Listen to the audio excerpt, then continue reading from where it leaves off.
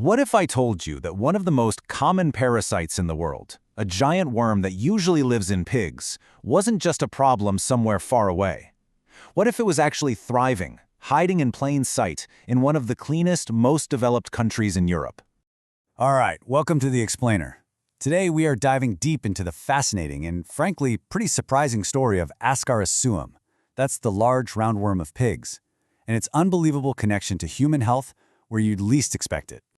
So, first things first, we really need to get to know our main character here. What exactly is Ascaris suum? Well, to start with, it's big. And when I say big, I mean really big. We are talking about a worm that can grow up to 40 centimeters. That's 16 inches long. This is definitely not some microscopic germ. It's a pretty complex animal. Now, this worm is what we call an endoparasite. You've probably heard of parasites like fleas or ticks, right? They live on the outside. Well, an endoparasite does its work from the inside of its host, living deep within the intestines and even taking a tour through other organs. And this is a really important distinction. It's a metazoan. That means it's not a simple, single-celled organism like an amoeba. No, this is a multicellular animal with specialized tissues and organs all designed for one thing: to survive and thrive inside another living creature. And just to get a little bit nerdy for a second, here's where it fits in the grand tree of life. It's in the animal kingdom, of course. It belongs to the phylum Nematoda, which basically just means it's a type of roundworm. Its full name, Ascaris suum, tells us it's the species that is most at home in pigs. Okay, so now that we know what this thing is, here's where the story takes a really fascinating turn. Let's look at this parasite's unexpected link to, of all places, the Netherlands. So here's the kicker. For years, if someone in the Netherlands got ascariasis, doctors just assumed it was an import infection, something they picked up while traveling. But modern science, specifically molecular testing, has completely flipped that idea on its head.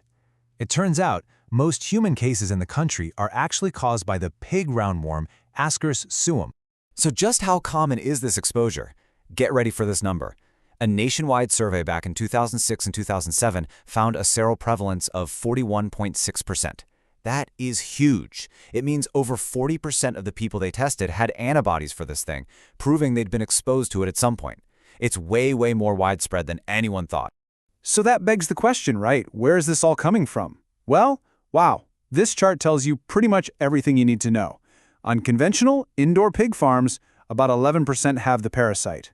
But look at organic farms, where pigs get to go outside and root around in the soil. That number just skyrockets to over 72%. It's a really powerful reminder that organic doesn't automatically mean parasite-free.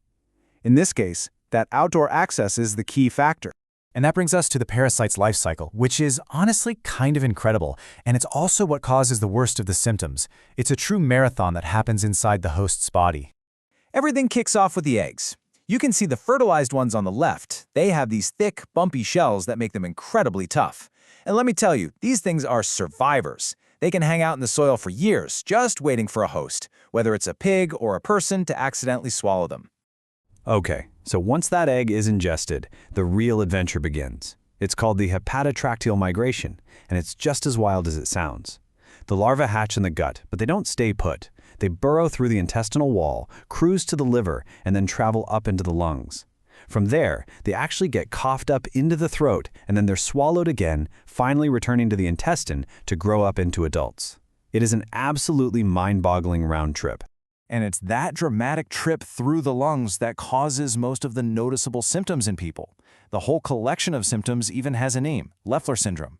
We're talking a nagging dry cough, wheezing, fever, just feeling awful, and a big spike in a type of white blood cell called an eosinophil, which is your body's specialized parasite-fighting team.